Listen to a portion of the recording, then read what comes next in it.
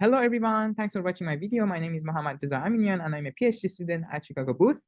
First of all, I'm very grateful to the award committee for considering our work as a finalist. I'm going to talk about our paper on fair Markovian search, and this is a joint work with my advisor, Reza and Wahid Manshadi from Yale.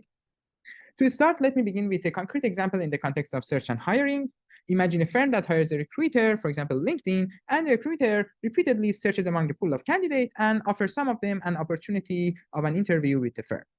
Candidates belong to two demographic groups, and the recruiter only has some prior knowledge over the quality of the candidates. Screening the resume of the candidates is costly, and the interview offers might get rejected.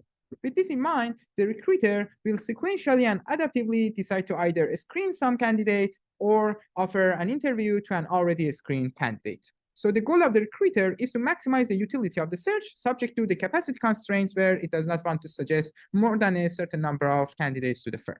To conduct similar complex search and hiring processes, nowadays many modern companies and organizations uses data-driven algorithms. Not only they are faster and can easily capture operational limitations, but they can easily eliminate explicit bias. But there exists still a remaining implicit bias issue, and that's inherent in the datasets itself. One possible solution to address this issue is by imposing ex-ante fairness constraints. As such, our high-level research agenda is to how we can design a general framework to incorporate ex-ante fairness constraints in a stateful algorithmic search process with ex-post operational limitations. To elaborate on this framework, I will start with a simpler special case of the example I showed you, where there is no rejection and we want to only hire one person. And that's captured by Pandora's box with demographic parity. There are a number of candidate boxes, and each box belongs to only one of the two demographic groups. Each box I has an unknown value which will be independently realized from a known distribution, and it has a known screening cost. The goal of the search is to maximize the expected utility defined as this value selected through the search minus summation of all inspection costs paid. And the constraints we have is that we want to only hire one person, and we want to satisfy demographic parity in the sense that we want to equalize the expected number of selections from one group to that of the other one. Weissman showed that the optimal unfair or unconstrained policy is going to be an index-based policy where we need to define the reservation values, define as in the slides, sorting them in a decreasing order, and start inspecting the boxes one by one until the maximum observed value is greater than the rest of their reservation values. This policy, even though it's optimal, it can be far from being fair. And now the question becomes how we can change this in order to make it satisfy our demographic parity property.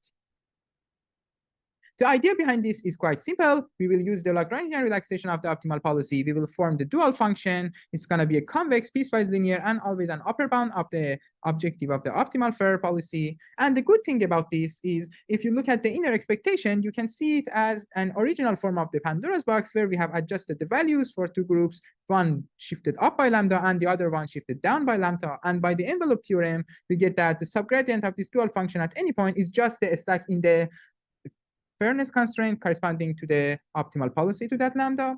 With this, if there exists a non-breakpoint lambda star, then the optimal policy corresponding to that is going to be our optimal fair policy.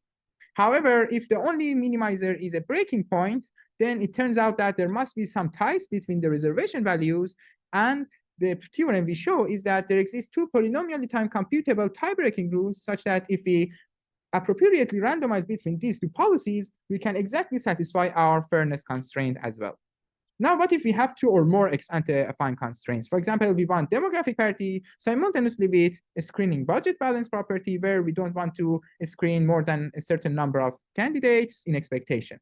It turns out that we might need exponential number of tie-breaking rules in order to identify a distribution such that they exactly satisfy the fairness constraints. However, what if we are happy with an approximation? Can we, in a polynomial time, recover a distribution over a polynomial number of deterministic index-based policies? It turns out that there exists a much more general framework that not only captures multiple affine and convex constraints, but it can also capture much more complicated search processes, and that is the joint Markovian scheduling. This includes the running example I showed you, in which you can think of each candidate as a Markov reward process, and the constraints will be on the expected number of visits of the states. Again, the optimal unfair policy is going to have a Gittens index structure, and we want to impose multiple general affine and convex ex-ante constraints together with matroidial ex-post constraints on selection. The technique behind this comes from learning in games where we want to design a primal-dual algorithm. The algorithm chooses the policy and the adversary chooses the dual variable. The game goes for 3 rounds and the adversary initializes the dual variable. Always the algorithm will best response to that dual variable, and the adversary will use this best response policy to compute and approximate subgradient of this dual function in order to update its dual variable. After 3 rounds, we will have a trajectory of dual variables that they converge to the minimizer of the dual function, and we will get this trajectory of the best response policies. And the theorem we prove is that after polynomial time in order of 1/epsilon delta, the uniform distribution over these best response policies will be almost optimal and almost feasible policy. Thanks a lot for watching the video. I'm very looking forward to my in-person presentation.